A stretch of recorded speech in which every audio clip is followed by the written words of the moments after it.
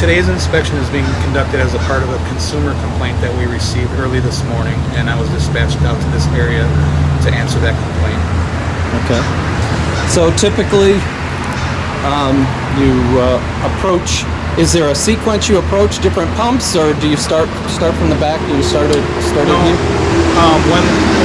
When I first come to a station, I start on the outermost pumps because those are the pumps that are synonymous with having the most problems and issues with the devices. So we'll start there and work our way in, and usually try to block those pumps off. When we find a device, we will block those pumps off so that they can't be used by consumers while we're on site. Okay. And so you arrived here today. You arrived at this pump. Did you notice anything unusual about?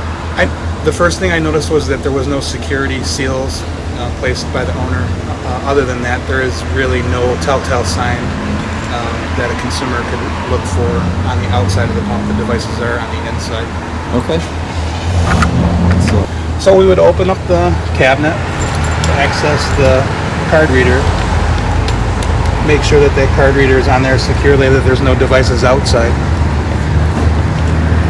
On this particular device, you can see the card reader right here. And what looks to be normal wiring going to the card reader. In this particular instance, the device is hidden out of sight. On first inspection by an employee, they may not, without going into a little bit more, or without doing a little bit more inspection, they might not see that device, so they really have to look. In this particular instance, it's buried pretty good.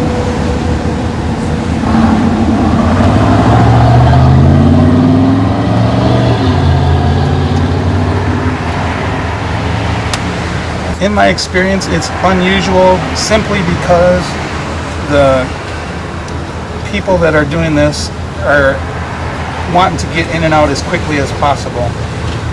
Putting that device in that slot might have been an easy task to do, but getting it out was a little bit more difficult. So, but you can see the device. The first thing we would do after we found the device is make sure that it doesn't have any type of communication, Bluetooth communication. So the way we do that is to activate our Bluetooth device on our phone, and it's going to go into a discovery mode, and you can see it's searching for a device,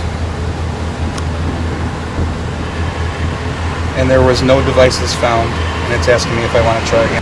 Next, we would take pictures of the device for ourselves, for our own use, and for law enforcement. And so we'll take a couple pictures while it's attached, and then again when it's not attached.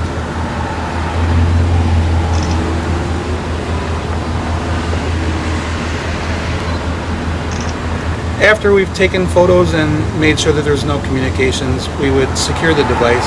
Prior to that, notify the owner of the station that there is a device, and have them come out to take a look at the device, and then secure it in an evidence bag and take it back to the laboratory. Okay.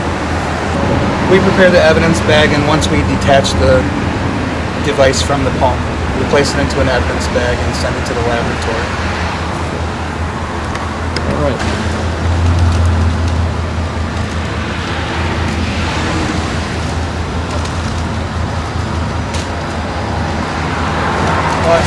Hold on.